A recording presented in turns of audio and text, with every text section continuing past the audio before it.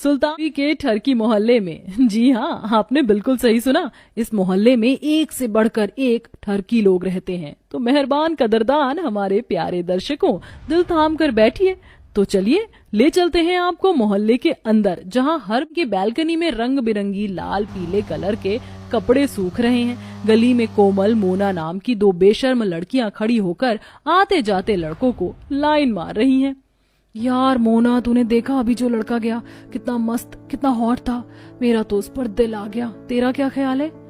ख्याल तो 50-50 का है। तुझे तो पता है मेरा एक्स बॉयफ्रेंड बिल्कुल लपू झन्ना निकला, इसलिए मैंने उससे ब्रेकअप कर लिया। सोच रही हूँ कोई नया लड़का पटा लूं। मोहल्ले के बीचों बीच सड़क से लता देवी सब्जियों की थैली लेकर जाते हुए उनकी बातें सुनकर बड़बड़ाते हुए आगे बढ़ जाती हैं।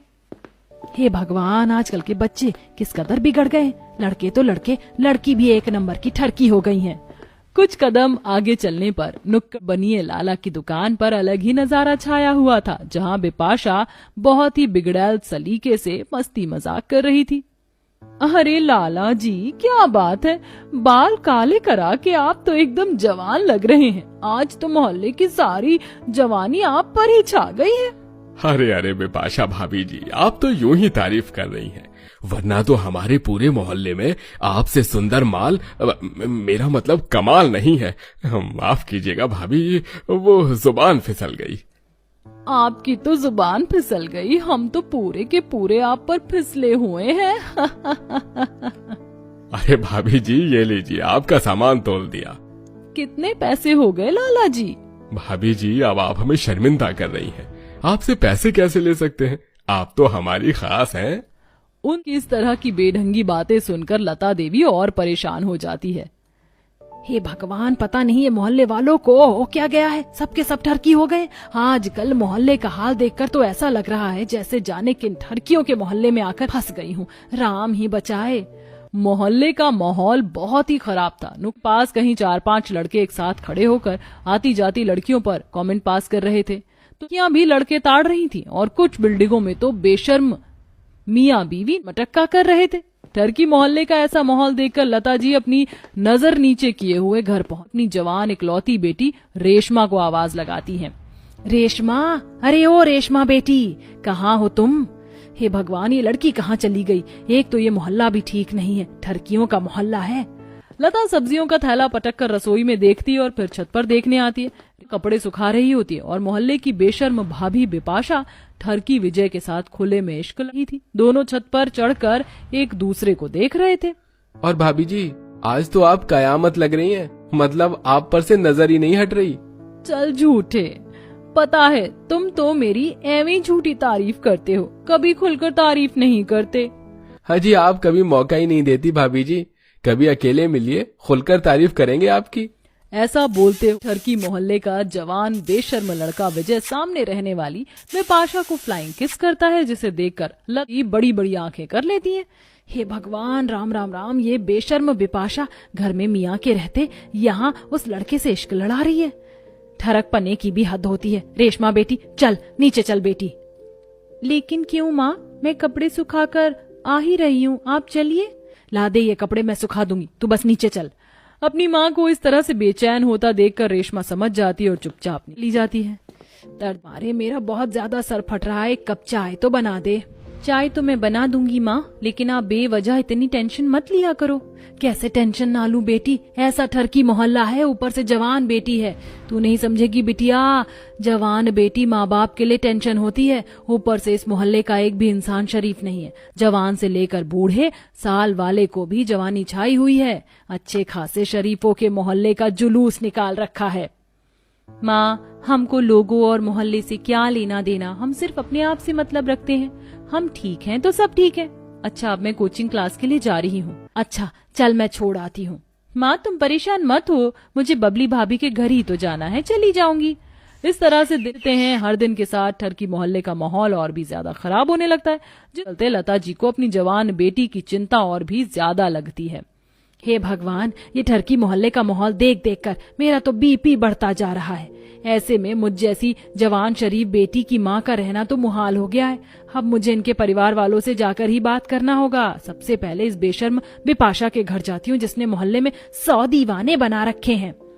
लता जी घर से निकलकर मोहल्ले का मकान नंबर 24/12 में जाती हैं, जो कि बच्चा का होता है, जहां उसका ससुर धर्मेंद्र धोती लहराते हुए हॉल में पवन सिंह के लेटेस्ट गाने पर नाच रहा था।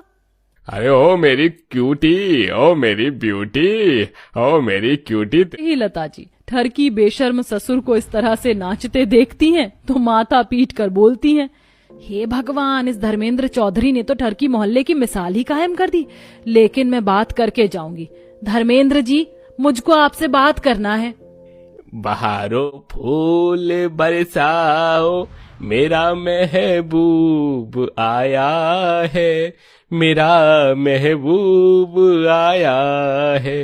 अरे आपको तनिक भर भी शर्म नहीं आ रही है? भजन सुनने की उम्र में ऐसे अश्लील गाने गा रहे हैं। अरे लता जी, कौन कहता है कि मेरा बुढ़ापा आ गया? आज भी राजेश खन्ना लगता हूँ। वैसे आप भी हेमा मालिनी लगती हैं। ची ची ची, शर्म आनी चाहिए आपको। जब ससुर ही कैरेक्टर का ढीला है तो बहू क्यों नहीं ठरकी होगी? अरे बूढ़े इंसान के पके हुए बाल उसकी उम्र की शोभा होते हैं। उन्हें तो तहजीब रखनी चाहिए, पर पता नहीं तुम किस खेत की मूली हो जिसके अंदर नाखून भर के भी शर्म हया नहीं है।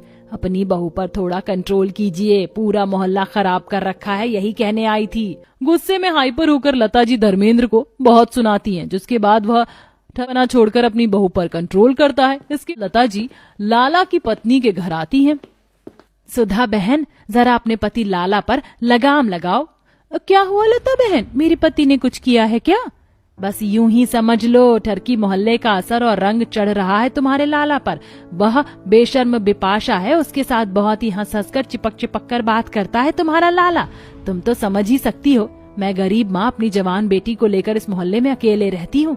उस पर कितना बुरा असर पड़ेगा ये सब देखकर।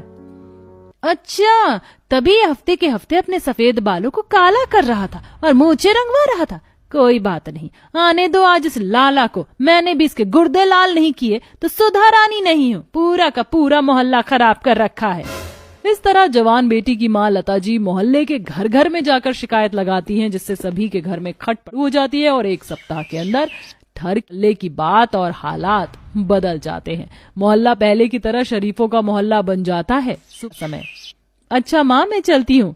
लता जी मुस्कुराते हुए बाहर आती है और मोहल्ले की खिड़कियों छत की तरफ देखती हैं, जो कि बिल्कुल खाली थी। ठंडी सांस लेते हुए वो कहती हैं, शुक्र है तरकीब काम आ गई। जा मेरी प्यारी बिटिया, आराम से जाना। जैसे ही रेश मोहल्ले के रोड पर निकलती है तो बोलती है, कमाल है, आज तो मोहल्ले में कितना ज्यादा सन्नाटा छाया हुआ है। आज तो ऐसा लग रहा है जैसे सबसे शरीफों का मोहल्ला यही है। खैर अच्छा है, माँ की चिंता दूर हुई। ऐसा बोलकर रेशमा अपने कॉलेज चली जाती है। मोहल्ले पर खड़े रहने वाले आवारा लड़के अब कामकाजी हो गए थे। लड़कियां घरों में थी और खास करके हमारी ठरकी बिपाशा भाभी भी बेशर्मी छोड़कर शर्म लिहाज करना सीख चुकी थी। चलो, ये तो हुई ठरकी मोहल्ले की बात, लेकिन आपने अक्सर आजकल के माहौल में ये बदलाव देखा होगा कि जो चीजें पहले लोग छुप छुपा कर करते थे अब वह खुलेआम होने लगी हैं। पहले जवान होने के बाद भी लड़के लड़कियां आपस में बात करने तक से शर्माते थे, अब तो बच्चों बच्चों की गर्लफ्रेंड बॉयफ्रेंड है।